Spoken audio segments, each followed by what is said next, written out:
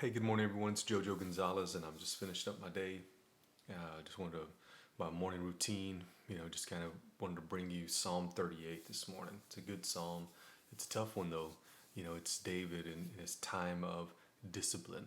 So you kind of get to hear his heart, as a leader, as a man, as a husband, as a father, when he sinned, and God disciplines him.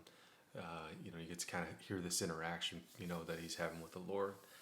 Psalm 38:1, he starts off, says, "O Lord, do not rebuke me in your wrath, nor discipline me in your burning anger." And he kind of, he's feeling that pressure. He knows that, the volume can be turned up on that discipline real quick, right? Then he says, "For your arrows have sunken into me deep and penetrated deep, and your hand has pressed down on me and greatly disciplined me." So he's saying, man, I feel that. He says, "There is no soundness in my flesh because of your indignation." He says, man, there's nothing sound in me because of your anger, you're mad, And he says, "There is no health in my bones because of my sin." And that's the most important thing is, man, is just acknowledging your sin, acknowledging, hey, Lord, I know I messed up. I'm a sinner in these areas, and allow God just to continue just to work on you in those areas. Take steps to work on yourself in those areas.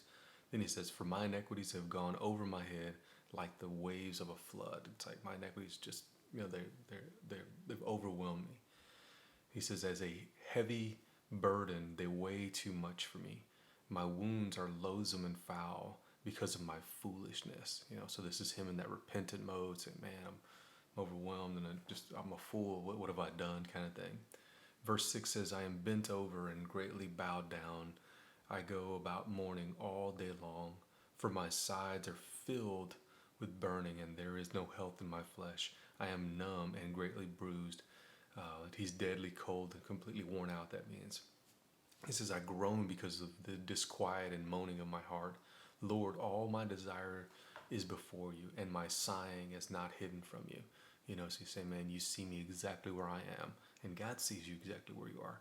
In your sin, right before you go in, He knows all these things about you, man. There's no need in hiding them.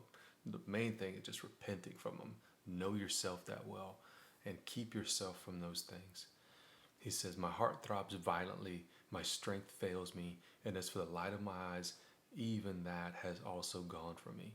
He says, "My loved ones and my friends stand aloof from my plague." God struck him with the plague, and his loved ones aren't even coming to him, and my neighbors stay far away. Those who seek my life lay snares for me now that he's weak, right? His enemies are coming after him. "And those who seek to injure me threaten mischievous things and destruction. They devise treachery all day long, but I, like a deaf man, do not hear. I, like a mute man who does not open his mouth. Yes, I'm like a deaf man who doesn't hear, in whose mouth there's no argument," because he knows, that he is deserving of God's wrath, of God's anger, the God's arrows that are hitting him. But he says this, he says, "For in you, O Lord, I hope. You will answer. O Lord my God, for I pray, may they not rejoice over me, who when my foot slips would boast against me. For I am ready to fall. My sorrow is continually before me. I am filled with anxiety because of my sin." And this is, again, I'm depending on the Lord. I just, I'm filled with this like overwhelming anxiety, man. It's like, what's going to happen next? And then he says this, he says, "But my numerous enemies are vigorous and strong, and those who hate me without cause are many. They repay evil for good. They attack and try to kill me because I follow what is good." Then he asks, "Do not abandon me, O Lord. Do not abandon me, O Lord, O my God. Do not be far from me. Make haste to help me, O Lord, my salvation."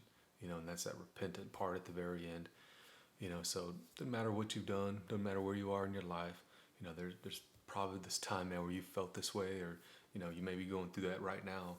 Look, God loves you. If He didn't love you, He wouldn't discipline you. He wouldn't take you through these tough things, because those things, they produce in us character, they produce in us patience, they produce in us understanding, and we're actually patient with other people. We're patient um, with our circumstances, and also it grows us to be a little bit wary of taking a false step.